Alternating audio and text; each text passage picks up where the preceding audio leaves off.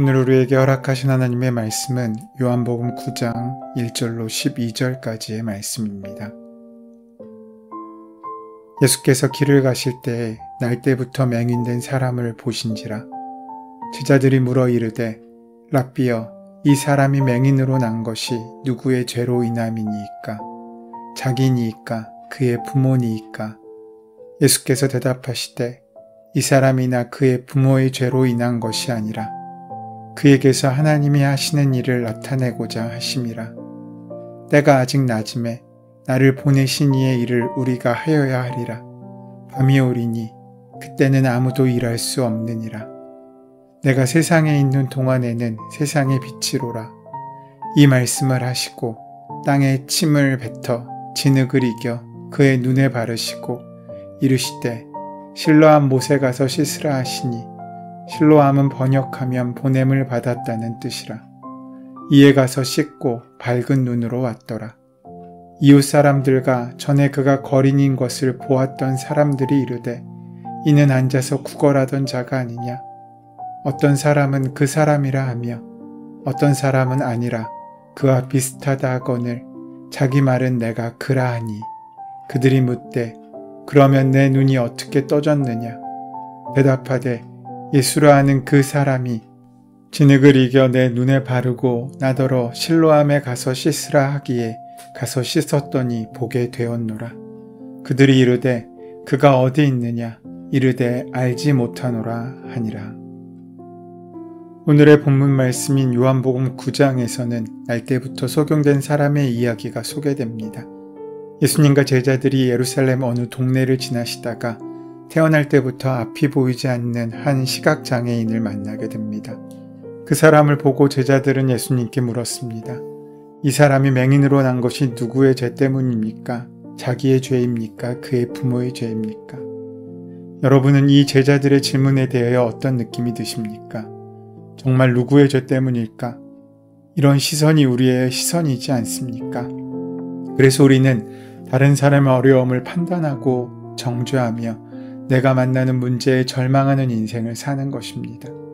그런데 예수님은 이 문제를 전혀 새로운 차원에서 우리에게 말씀해 주십니다. 태어날 때부터 맹인된 사람이라는 말에는 그 자체로 절망감이 담겨 있습니다. 그가 아무런 잘못도 하지 않았고 그에게 주어진 것이기 때문입니다. 하나님께서 어떻게 이러실 수 있을까라는 생각이 우리에게 들 수도 있습니다. 그러나 우리가 온전히 문제를 바라보는 영적인 눈이 열리면 우리는 그 상황이 절망이 아닌 소망을 발견하는 상황으로 바뀌게 됨을 경험할 수 있게 됩니다. 예수님은 지금 우리의 상하고 지치고 좌절된 마음을 부드럽게 만지십니다. 우리가 찬송하기에 주님과 같이 내 마음 만지는 분은 없다고 고백하지 않습니까? 주님은 이 상황을 어떻게 말씀하십니까?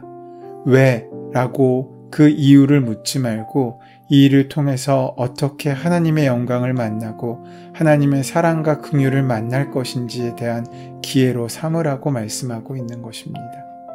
세상 사람들의 입장에서는 비참함의 표현으로 쓸 수 있는 보지 못하는 소경의 설정이 성경에는 생각보다 자주 등장합니다. 그중 고린도후서 4장 18절 말씀은 이렇게 말씀합니다. 우리의 돌아보는 것은 보이는 것이 아니요 보이지 않는 것이니 보이는 것은 잠깐이요 보이지 않는 것은 영원함이니라. 앞이 보이지 않아도 괜찮습니다. 문제가 커도 상관없습니다. 왜냐하면 예수님이 함께 하시기 때문입니다. 그런데 자세히 보면 요한복음 9장이 소개하려는 더 큰 비극의 주인공들을 우리는 찾아볼 수 있습니다. 그 사람들은 날때부터 소경된 사람이 아니라 오히려 바리새인들입니다. 그들은 예수님을 모르고 있기 때문이고 그들의 영적인 눈이 닫혀 있음에도 불구하고 그 사실을 알지 못하고 있기 때문입니다. 예수님께서는 바리새인들이 소경인 줄 모르는 소경, 곧 영적인 소경이라고 말씀하고 있으신 것입니다. 그들은 지금 그렇게 기다리던 메시아를 앞에 두고 있습니다. 빛이 그 앞에 있는 것입니다. 그렇지만 그들은 빛에는 관심이 없습니다. 왜 안식일에 소경을 고쳤는지에만 관심이 있습니다. 생명에는 관심이 없고 자신들의 기득권을 지키는 거에만, 그러기 위해서 예수님을 어떻게든 넘어뜨리는 데만 혈안이 돼 있기 때문입니다. 사랑하는 여러분, 오늘 사건은 바로 눈이 떠 있지만 소경으로 살아가는 바리새인들과 서기관들을 향한 메시지입니다. 지금 너희는 눈을 뜨고 빛을 보고 있는 것 같지만 실상 너희는 어둠 속에 있다는 사실을 말씀해주고 있으신 것입니다. 그래서 오늘 예수님께서는 이 눈뜬 소경들에게 무엇인가를 보여주십니다. 그게 무엇입니까? 너희들이 소경이라고 하는 이 사람이 바로 눈을 뜬, 빛을 받은, 구원받은 사람이라는 사실을 알려주고 계신 것입니다. 그때 어떻게 기적이 시작됩니까? 성경은 날 때부터 소경이었다고 그를 묘사하고 있습니다. 무슨 말입니까? 단 한 번도 빛을 본 적이 없는 사람입니다.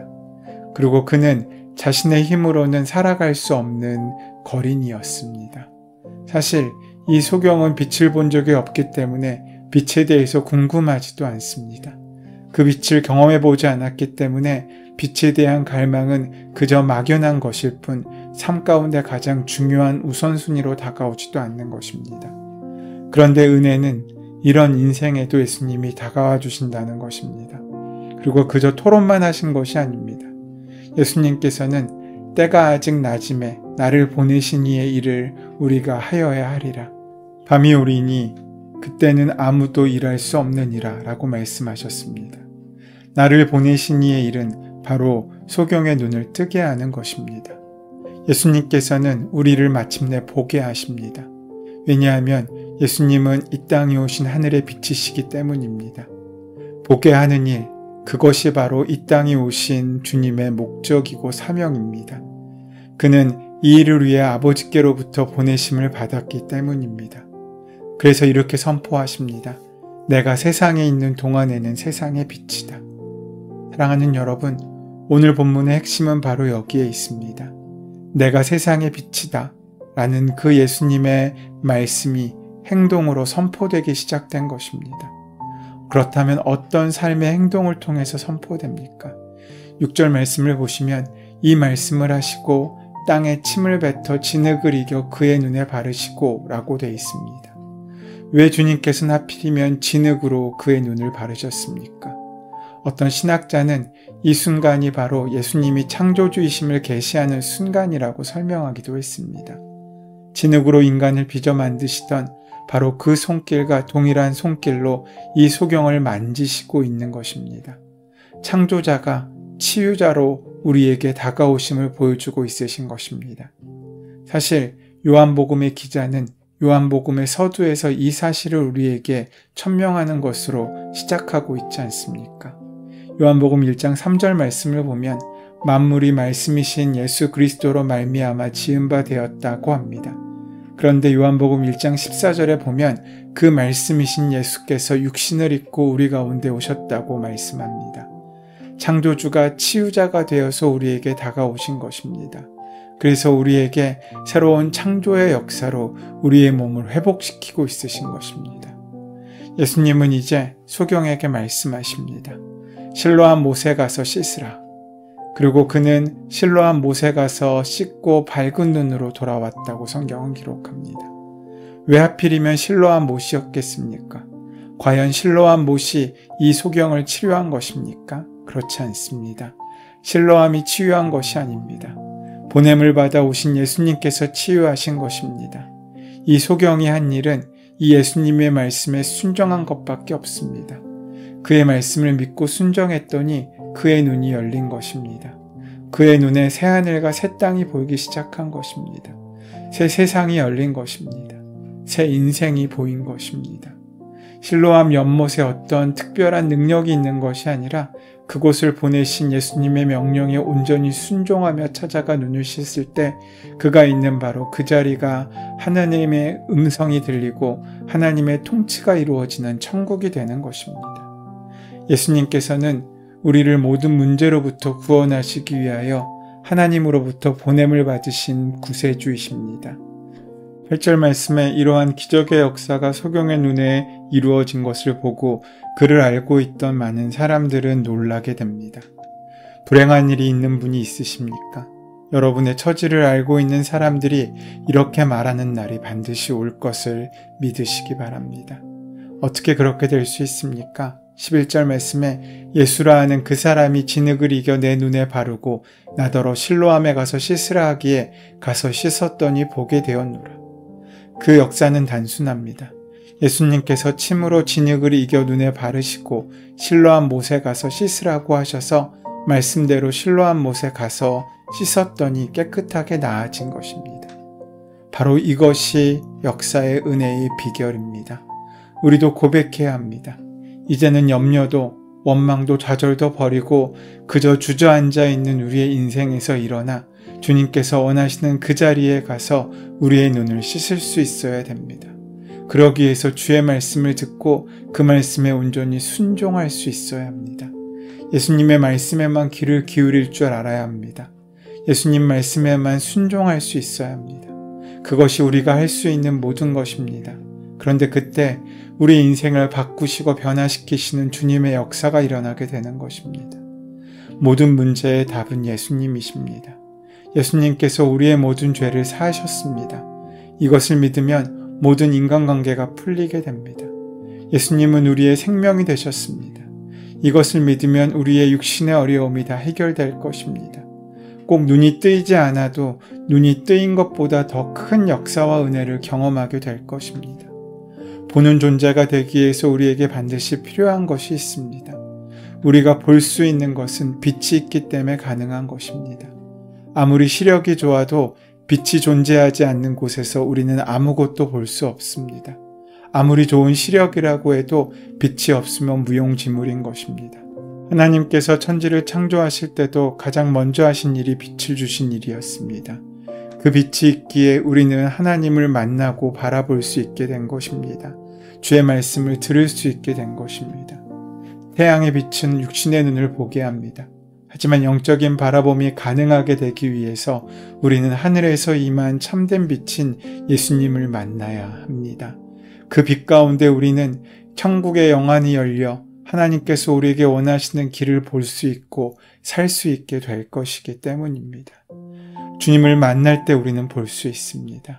여러분, 우리에게는 영적인 눈이 있습니다. 영적인 눈이 뜨여야 합니다. 아무리 시력이 좋아도 우리의 영혼의 눈이 띄어지지 않는다면 그 육신의 눈으로 바라볼 수 있는 것은 그저 이 땅밖에 없습니다.